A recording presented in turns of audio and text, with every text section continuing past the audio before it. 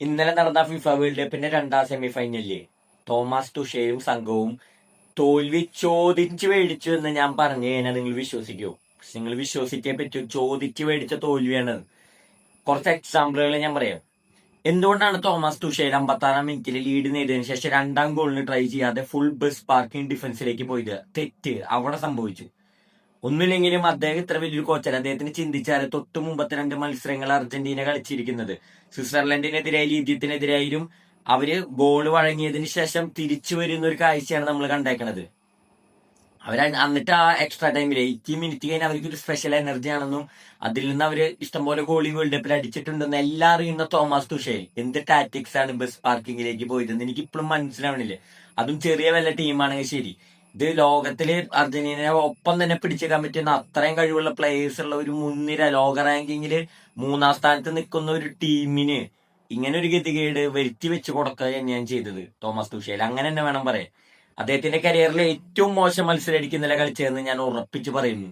കാരണം അദ്ദേഹത്തിന്റെ ടാറ്റിക്സ് ഓരോന്നോരോന്നും പാളിപ്പോകുന്നതാണ് കാണുന്നത്. ആ ഗോള് നേടിയതിനു ശേഷം എന്തിനാണ് അദ്ദേഹം നന്നായി കളിച്ചുകൊണ്ടിരിക്കുന്ന ഡെക്ലൻ റൈസിനെ പിൻവലിച്ചത് എനിക്ക് ഇപ്പോഴും മനസ്സിലാവില്ല. അതിനുശേഷം സ്പെൻസ് ഏറ്റവും നന്നായി കളിച്ച വിങ് ബാക്ക് അദ്ദേഹത്തിനെ പിൻവലിക്കുന്നു. പിന്നെ അദ്ദേഹം എന്നാ ഇത്തിരി കൂടി പോസിറ്റീവ് ചാർജ് കൊണ്ടുവരണമെങ്കിൽ ഇത്തിരി അറ്റാക്കിംഗ് മൈൻഡ് സെറ്റ് ഉള്ള പ്ലേയേഴ്സിനെ കൊണ്ടുവരുന്നതിന് പകരം എല്ലാം ഡിഫൻസിലേക്ക് കൊണ്ടുവരുന്നു. കോൺസെ ഇറക്കുന്നു, ഓറേലിനെ ഇറക്കുന്നു, ബേണിനെ ഇറക്കുന്നു. ഒക്കെ ഡിഫൻസ് കളിക്കുന്ന പ്ലേയേഴ്സ്. എനിക്ക് മനസ്സിലാവില്ല എന്തിനാണ് ഇത്ര അധികം ഡിഫൻസ് കളിക്കുന്ന പ്ലേയേഴ്സിന് വെറും ഒരു ഗോള് ലീഡിൽ നിൽക്കുമ്പോൾ 2 ഗോള് ലീഡ് ഉണ്ടെങ്കിൽ ഓക്കെ. ഇംഗ്ലണ്ട് തോമസ് തുഷേൽ ഇന്നലെ ചെയ്തത് കറക്റ്റ് പരിപാടി എന്ന് നമുക്ക് പറയാൻ പറ്റും. കാരണം 2 ഗോള് ലീഡ് ഉണ്ടെങ്കിൽ അർജന്റീന എന്ന പോലെ ഒരു വമ്പൻ ടീമിനെതിരെ റിസ്ക് എടുക്കാൻ നിൽക്കേണ്ട അറ്റാക്ക് ചെയ്തിട്ട് ഇതൊരു ഒറ്റ കച്ചിത്തുമ്പ് ഗോളിൽ പിടിച്ചു നിൽക്കാൻ ഇത് സ്പെയിനിന്റെ ഡിഫൻസ് അല്ല എന്ന് ഇംഗ്ലണ്ട് ആലോചിക്കണം. നോർവേക്കെതിരെ പോലും 2 ഗോള് വഴങ്ങിയ ഒരു ഇംഗ്ലണ്ട് ആണ് ഇതെന്നും കൂടിയും തോമസ് തുഷേൽ ആലോചിക്കണമായിരുന്നു. ഡിഫൻസിൽ അത്ര പാറ പോലെ ഉറച്ചു നിൽക്കാൻ പറ്റുന്ന ഡിഫൻഡേഴ്സ് ഒന്നും ഇല്ല ഇംഗ്ലണ്ടിന് എന്നുള്ള കാര്യം എന്തുകൊണ്ട് തോമസ് തുഷേൽ ചിന്തിച്ചില്ല? പിന്നെ ഏറ്റവും അവരെ മികച്ച ഫോർവേഡിൽ നല്ല രീതിയിൽ അറ്റാക്ക് ചെയ്ത് കളിക്കാൻ പറ്റുന്ന പ്ലേയേഴ്സിന് എന്തുകൊണ്ട് അവർ സബ്സ്റ്റിറ്റ്യൂട്ട് പോലും ഇറക്കിയില്ല? Bukoya Saka, S A, മധുവയ്ക്ക് ആർസനലിന്റെ champions ലീഗും ഫൈനല് കളിച്ചതും EPL കിരീടം നേടാനൊക്കെ സഹായിച്ച അവരെ ഫോമിൽ നിൽക്കുകയാണ്. ഈ പ്ലേയേഴ്സിനൊന്നും എന്തുകൊണ്ട് ഇന്നലെ യൂസ് ചെയ്തില്ല എന്ന് പോലെ എനിക്ക് മനസ്സിലായില്ലേ.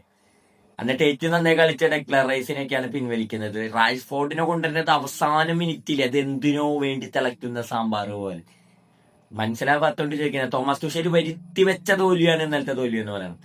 എന്ത് ടാറ്റിക്സ് ആണ് അദ്ദേഹം ഉദ്ദേശിച്ചതെന്ന് എനിക്ക് ഇപ്പോഴും മനസ്സിലായിട്ടില്ല. ഒരു ഗോള് ലീഡും വെച്ച് അർജന്റീനക്കെതിരെ എന്തിന് ബസ് പാർക്കിംഗ് ഡിഫൻസിലേക്ക് പോയി? ഇതിനെ കുറിച്ചൊക്കെ നമ്മൾ പറയുന്നതിനേക്കാൾ നല്ലത് ആധികാരികമായി തോമസ് മുള്ളർ വരെ പറയുന്നുണ്ട്. 4-3-3 സൈറ്റിൽ പോയി നോക്കി അറിയാൻ പറ്റും. തോമസ് മുള്ളർ ഒരു ലേറ്റസ്റ്റ് വീഡിയോ അവർ അപ്ലോഡ് ചെയ്തിട്ടുണ്ട്. അതിൽ തോമസ് മുള്ളർ ചോദിക്കണം തോമസ് തുഷേൽ എന്ത് കണ്ടിട്ടാണ് ഇങ്ങനെ ചെയ്തതെന്ന്. തോമസ് തുഷേൽ എന്തായാലും ഇംഗ്ലണ്ട് മാധ്യമങ്ങൾക്ക് മുന്നിൽ ഉത്തരം കൊടുത്തേ പറ്റൂ. ഒന്നാമത് സെലക്ഷനിൽ തന്നെ അദ്ദേഹം കുറച്ച് വീഴ്ച വരുത്തിയിട്ടുണ്ട്. ഫിൽ ഫോഡൻ, ഫോമിൽ നിൽക്കുന്ന ട്രെന്റ് അലക്സാണ്ടർ അർണോൾഡ്, ഇവരെല്ലാം ഇന്നലെ ഇംഗ്ലണ്ട് ശരിക്കും മിസ് ചെയ്തു. കോൾ പാമർ, ചെൽസിയിലെ സൂപ്പർ നമ്പർ 10 പ്ലെയർ, ഇവരൊക്കെ എടുക്കാണ്ട് കൊണ്ടുപോയ പ്ലേയേഴ്സിനെ പോലും യൂസ് ചെയ്തില്ല എന്ന് പറയണോടത്താണ് ട്വിസ്റ്റ്. എന്താണ് തോമസ് തുഷേൽ ഇന്നലെ ഉദ്ദേശിച്ചതെന്ന് എനിക്ക് ഇപ്പോഴും മനസ്സിലായി. കളിക്ക് ശേഷം തോമസ് തുഷേൽ ഒരു കാര്യം പറഞ്ഞു. ഞങ്ങൾ ഏറ്റവും നല്ല മത്സരമാണ് കാഴ്ചവെച്ചത്, ഞങ്ങളായിരുന്നു വിജയിക്കാൻ അർഹർ, ഏറ്റവും നല്ല ഗെയിം എന്നല്ല കാഴ്ചവെച്ചത് എന്നും തോമസ് തുഷേൽ മാത്രമേ ലോകത്ത് പറയുള്ളൂ, വേറെ ഒരാളിന് പറയില്ല എന്നുള്ള കാര്യത്തിൽ സംശയമില്ലാതെ ഞാൻ പറയാം. ആസ് ഇംഗ്ലണ്ട് ഫാൻ പോലും പറഞ്ഞിട്ടുണ്ടായിരിക്കും ഇതെന്താണ് തങ്ങളുടെ കോച്ച് ചെയ്യണതെന്ന് അവർ ചിന്തിച്ചു പോയിണ്ടോ. ഇത് അർജന്റീനയ്ക്ക് മുന്നിൽ ഗെയിം വെച്ച് കൊടുക്കണതിന് തുല്യാണ് ഇന്നലെ തോമസ് തുഷേൽ ചെയ്തത് എന്ന് തന്നെ പറയാനുള്ളൂ. Substitutions blunder substitutions. വേണ്ട റിസോഴ്സസിനെ കൃത്യസമയത്ത് വേണ്ട പോലെ യൂസ് ചെയ്യാൻ പറ്റാത്ത ഒരു കോച്ചാണ് തോമസ് തുഷേൽ ഇന്നലെ പ്രൂവ് ചെയ്തിരിക്കുന്നത്. തോമസ് തുഷേൽ സാക്കാരൊക്കെ മുഖം കാണണം മത്സരശേഷം, ഇറങ്ങാൻ പോലും അവസരം കിട്ടിയിട്ടില്ല. ഇത്ര നല്ല യങ് ടാലൻസ് ഉണ്ടായിട്ട് അവര് യൂസ് ചെയ്യാൻ പറ്റാത്ത തോമസ് തുഷേൽ, നോ വേർഡ്സ്, എന്താ പറയണ്ടെന്നില്ല. അർജന്റീനയുടെ കൈക്കുമ്പിളിൽ വെച്ചു കൊടുക്കുകയാണ് ചെയ്തത് ഇന്നലത്തെ ഗെയിം ലീഡ് നേടിയതിനു ശേഷം. അതേ സ്റ്റൈലിൽ കളിച്ചിരുന്നെങ്കിൽ സുഖമായിട്ട് ഇന്നലെ അർജന്റീനയെ ബീറ്റായിരുന്നു. കാരണം അർജന്റീനയുടെ 2 സെന്റർ ബാക്കുകളും 60 മിനിറ്റ് ആകുമ്പോഴേക്കും യെല്ലോ കാർഡ് പിടിച്ചിട്ടുണ്ടായിരുന്നു, ക്യൂട്ടി റൊമേറോയും എൻസോ ഫെർണാണ്ടസും.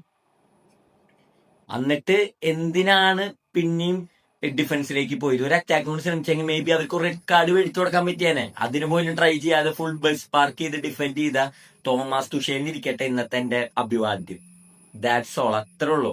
നിങ്ങളൊരു രാജ്യത്തിന്റെ മത്സരത്തെ തന്നെ ഇല്ലാതാക്കി. That's all. No more words.